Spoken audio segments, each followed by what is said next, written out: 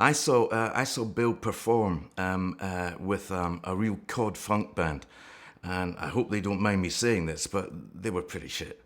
And that was probably in about 1975. And But I heard this voice, and it was in Tiffany's in Edinburgh. Okay, and I said, I've got to have that voice. I need to meet that person. And I was already in this band. And this band I was in, they liked Genesis and Yes and all things prog.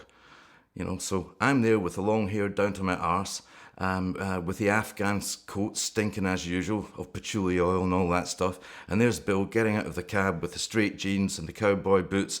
And I'm saying, oh, fuck, right, okay.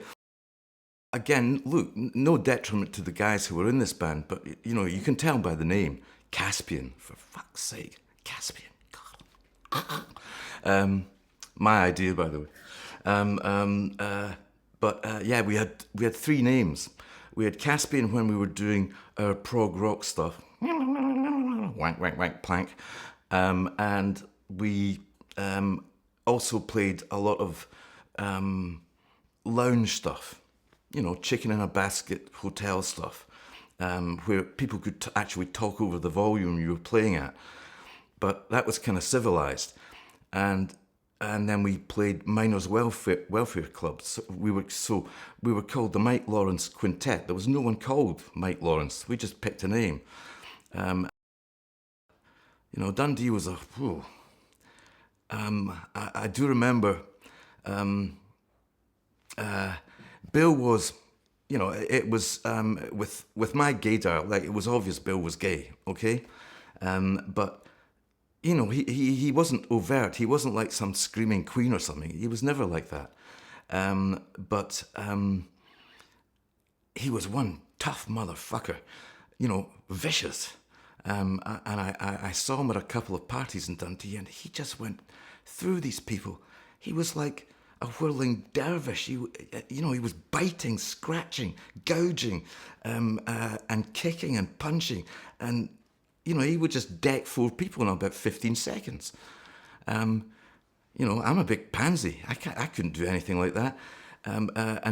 Bill knew this, or at least he sensed it. And he said, man, we're in Dundee now, okay? This is my patch. Don't look at anyone. Bill and I just basically said, this can't go on. We've got to get out of this. This is because it's... Bill didn't mind doing the Burt Bacharach stuff or even the pop stuff. But when it came to the flipping prog stuff, I think Bill just Bill's lyrics consisted mainly of I think probably Latin, and when I say Latin, Dominus Spiritus Sanctus and all that stuff. He was just like making up anything, and then he'd say that means this. Yeah, right. So that's what he did as his lyrics, and then we just basically said, okay, we're going our own way. And by that time, the Afghan coat had been, Bill had puked on that, and then we'd poured petrol on it and set it alight, and I'd cut my hair, and that was a kind of like, it was a bit of a rebirth for me. I think there was a sense then, as punk was beginning to evolve, and this has been true, whether it's Glasgow or Edinburgh. Glasgow's always had much more of a kind of workman-like ethic to music. So if you got a funk band from Glasgow, they'd be a damn good funk band. They knew their stuff. They knew who Steve Cropper was, and they knew how to do it. And whereas Edinburgh was all a little bit airy-fairy. It had the festival, and it was almost like it didn't have to try as hard. Okay, so I think there was an element of Dundee was much more akin to Glasgow than to Edinburgh, and I think Bill wanted to get back to some kind of workman-like ethic. Of course, in Glasgow at that time, you weren't allowed to play punk or anything that was deemed to be punk. Hence the Bungalow Bar in Paisley. It held about 150 people, if that. But suddenly everyone was playing there. Because I can't remember the guy's name. I think his name was Anderton. He was the chief of police, and so it was like, no strip joints, no punk, no this. God almighty. Get a life, have a wank, fuck off. The Associates never supported anyone, ever. But I think it was probably probably at the end of the year of, end of 1980, December the 30th, not the 31st, but the 30th. And we were kind of, by that time, we'd moved down on the 1st of September from Edinburgh to London as a base of operations. And we did a month, a residency every Sunday at the Marquee. And, it was like 6 encores, 7 encores. It was just mental. And we got pally with the Banshees and stuff like that. So, and John McGeer, God rest his soul, he said, hey, look, we're kind of like doing a gig at the Pally. Do you fancy, just not supporting us, but, And it was more like a pal favour thing. Well, we went on stage at the Hammersmith Pally, and all the Banshees fans, they freaking hated us. And they were all gobbing at us. It was like big green yellow things all over your hands and the neck of your guitar and all over your clothes and your face. And,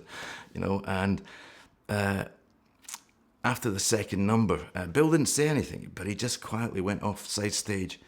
And he said, get me 4 treble Pernod black cunts. And then he just drank them all in a oneer. So he didn't drink, they came during the second number. And then, so at the beginning of the third number, he just went off stage and he drank them all down. So he'd had 12 Pernods, but they hadn't even touched his system yet. But he was actually after the colour, the blackcurrant.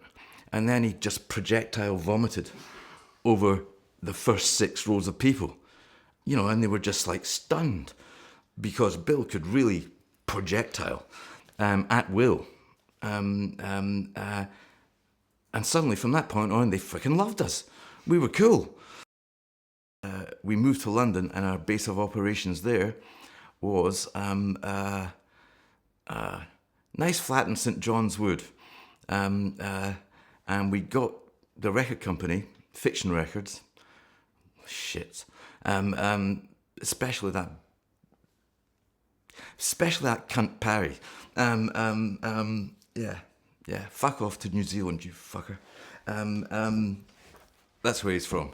But he had The Cure. That was his baby.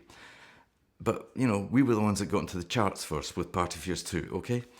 But in 1980, he was so stingy with money. So we got him to pay for this nice flat in St John's Wood 6 months in advance. And, despite everything appearing to be shambolic, we had a plan. And the plan was, let's ditch this freaking record company, because Fiction were basically run by Polydor. They were financed by Polydor. So they were kind of answerable to Polydor in a lot of ways. And Polydor, well, they were pretty shit.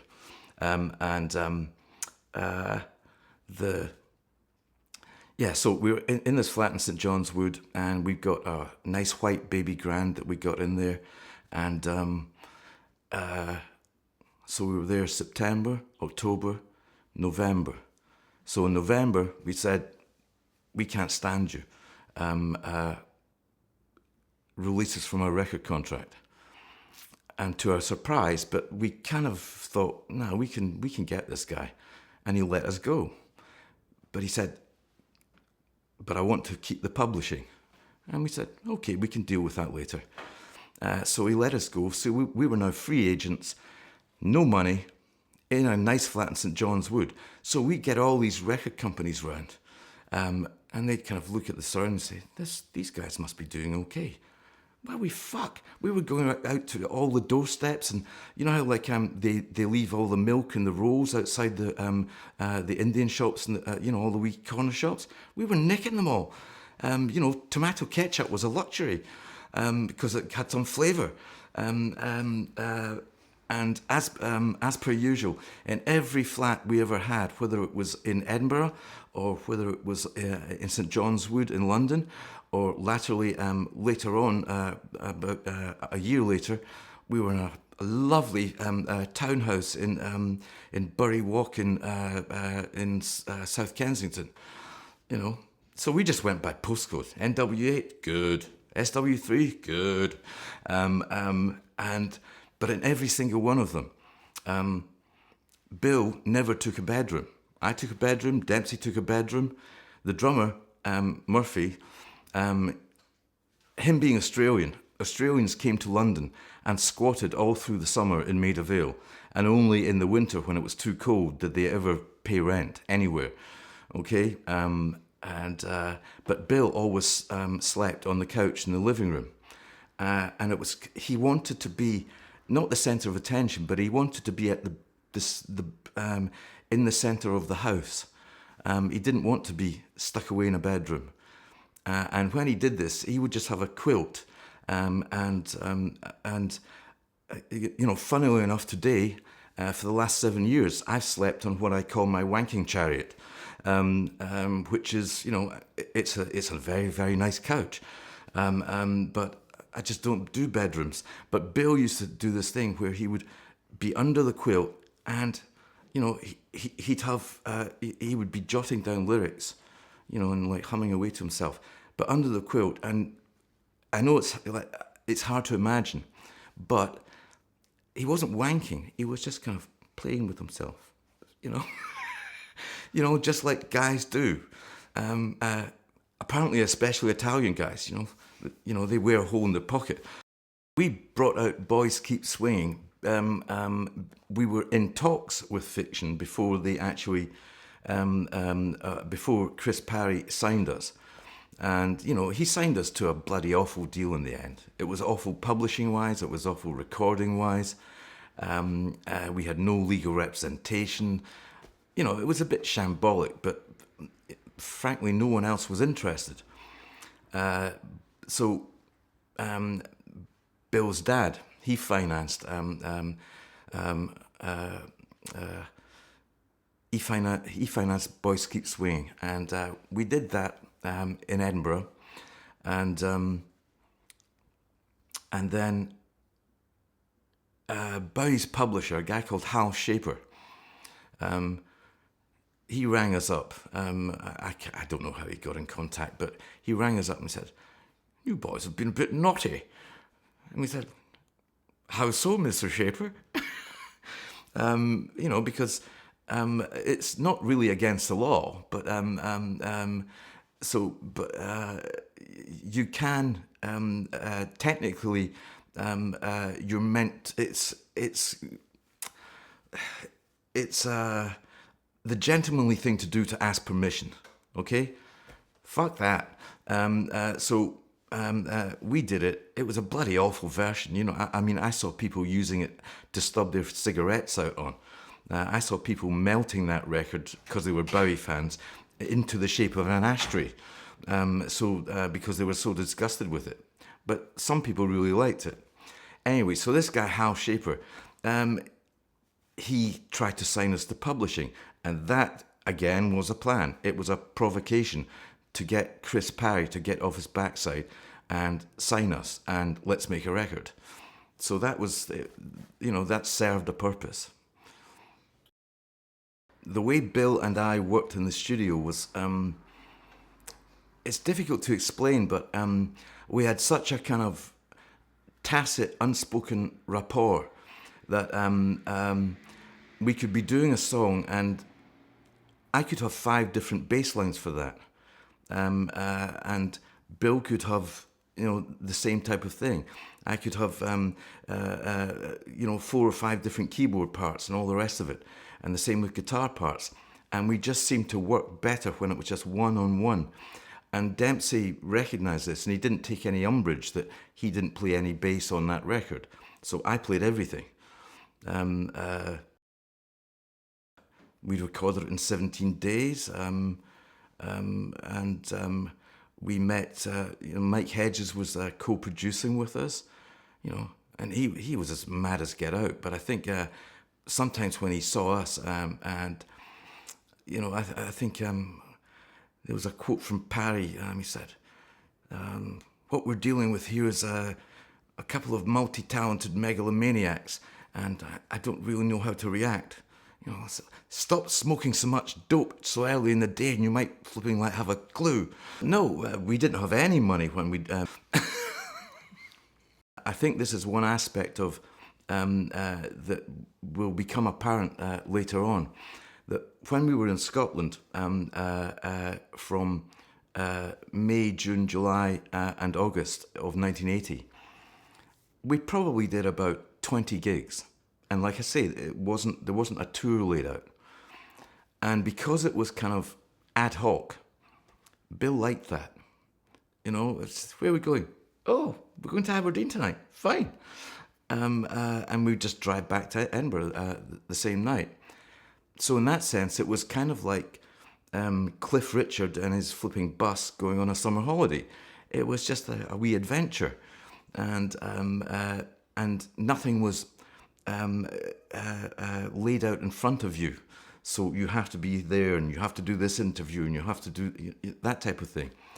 And laterally, you could see that's why Bill didn't like touring, because everything was suddenly, God, this is my life in front of me, 9 months, in advance, and that's what turned him off.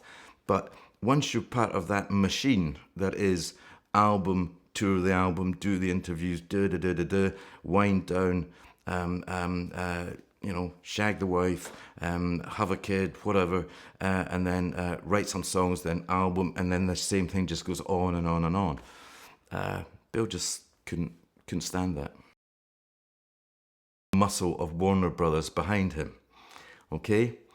And that's where we wanted to be. So we signed to Beggar's Banquet for Sulk, but really all the muscle, the money was coming from Warner Brothers. Okay, and we maneuvered ourselves, well, I don't like using the word cynically, but yeah. Okay. That was our decision, and it was the worst decision we ever made. We re-recorded and partly remixed The Affectionate Punch to bring it up to date and to give it the sheen that we thought it needed. And of course, once it's done, you should leave it alone. But so that was a bad decision. But it wasn't monumentously wrong or anything. It was just, it's kind of like, if you go out with a lady or a guy or whatever, and, you have a good time, and then it kind of like peters out, or it's finished, or you have an argument and you break up. You don't go back there, Well, you might, maybe 20 years later, but you don't go back 2 years later and say, let's try again, can you make me come the same way? No, it just ain't gonna work. It's of the moment. And the whole thing with Top of the Pops was, it always seemed to us that we were always first there and last to leave, and I can understand it. Okay, if you're a big star, then you just come in, you do your stuff, and then you go away again. Okay, fair enough.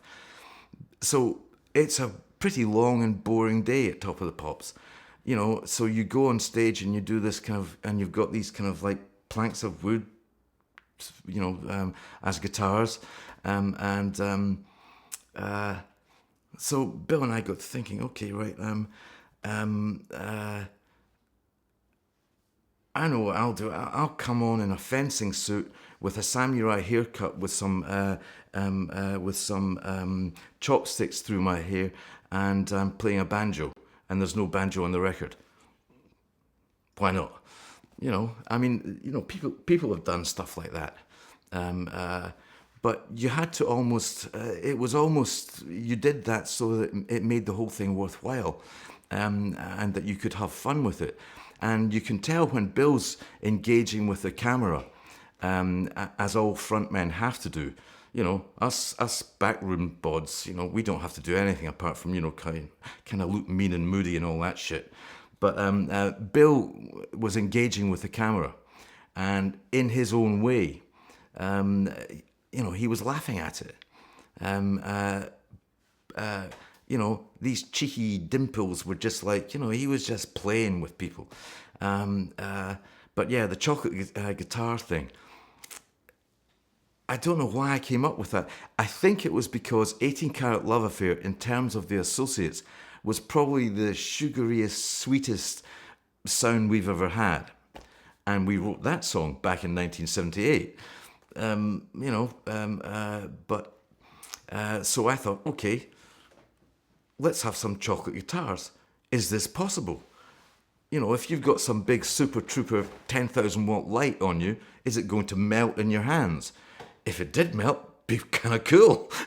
If you've got like Super Troopers all over you. So we got them made at Harrods, and all they had was a thin strip of plywood up the neck, but the rest was 3 different types of and colours of chocolate, and the audience just ate it. And I had a spare in case it did melt or it did break, and also if it didn't, then it could be sold, not sold, but given to a raffle thing through a fan club thing. The audience ate that one too. Greedy bastards. At it. So, what's your favourite food? What's your least favourite? What the fuck is that about? So you just, I felt like saying, like stewed crap. I don't know. But I said jellied chicken or something like that because I didn't like aspic jelly. It just said, ugh.